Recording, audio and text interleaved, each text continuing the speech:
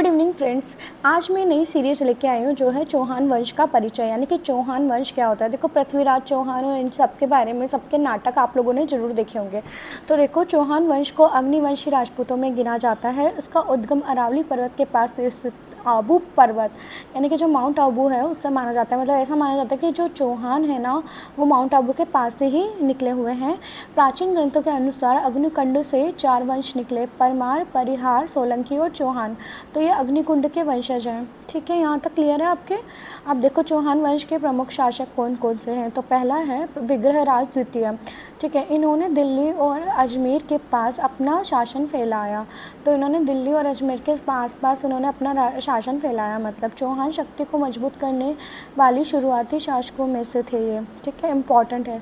इसके बाद अजय देव है। इन्होंने अजय मेरू वर्तमान अजमेर नगर की स्थापना की। तो एक इम्पॉर्टेंट क्वेश्चन है कि अजमेर नगर की स्थापना किसने की थी। तो अजय देव चौहान ने की थी। अजमेर को चौहान साम्राज्य की राजधानी बनाया गया। इसके बाद अर्णोराज है। अर्णोराज मतलब ये भी एक शक्तिशाली शासक थे। ठीक है, इनके काल में चौहान साम्राज्य की सीमाएं और बढ़ी।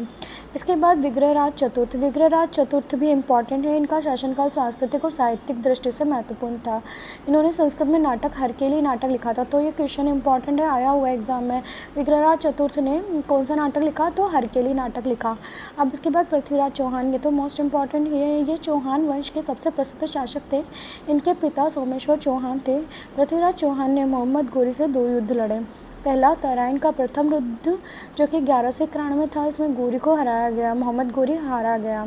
ठीक है, तो और तराइन के द्वितीय युद्ध में पृथ्वीराज चौहान हार गए थे। ठीक है, पृथ्वीराज चौहान की वीरता और साहस की गाथा को पृथ्वीराज रासों में वर्णित किया गया। तो ये मोस्ट इम्पॉर्टेंट है। अब देखो, चौहान वंश के राज्य मतलब कौन कौन से राज्य इसके थे, कहाँ कहाँ इन्होंने काम किया। तो अजमेर, नागौर, सांभर, रणथंभौर और दिल्ली, यहाँ इन्होंने शासन किया। इसके बाद है चौहान वंश की विशेषताएं, यानी कि वीरता, स्वाभिमान और देशभक्ति इनके प्रमुख गुण थे। चौहान शासक धर्म रक्षक और संस्कृति प्रेमी थे, संस्कृति की रक्षा करते थे। कला, साहित्य और स्थापत्य को बढ़ावा दिया। अब देखो, जालोर से भी संबंधित थे चौहान का। सोनगरा चौहान थे और कन्हड़दे चौहान वीरता और खिलजी से युद्ध किया था इन्होंने। इसके बाद लोद्रवा चौहान। ठीक है, प्रारंभिक राजधानी बाद में भाटी राजपूतों के अधीन हो गए थे। तो लोद्रवा चौहान भी इनके साथ ही मिले हुए थे। देखो, चौहान निम्न में से संबंधित नहीं है। तो यह आरपीएससी में आया हुआ क्वेश्चन है।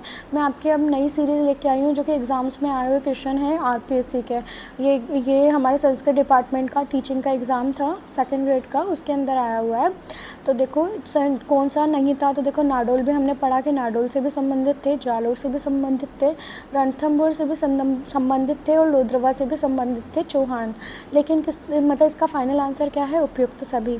ठीक है, अगर आपको इस वीडियो या ये सीरीज़ पसंद आती है तो प्लीज़ मुझे लाइक, शेयर, सब्सक्राइब जरूर कीजिए और प्लीज़ मुझे कमेंट जरूर कीजिए, ताकि जैसे ही कोई नया वीडियो आए आप लोगों तक जरूर पहुँचे और मुझे क्या है, एक उत्साह वर्धन मिले, मतलब मोटिवेशन मिले, ताकि मैं ज़्यादा से ज़्यादा वीडियो बना सकूँ। अगर आपके कमेंट ही नहीं आते तो मुझे ऐसा लगता है कि मुझे आप लोगों को कोई इंटरेस्ट ही नहीं है। तो प्लीज़ मुझे ज़्यादा से ज़्यादा कमेंट करके बताइए कि मैं ऐसे वीडियो और बनाऊँ आप लोगों के लिए। Thank you.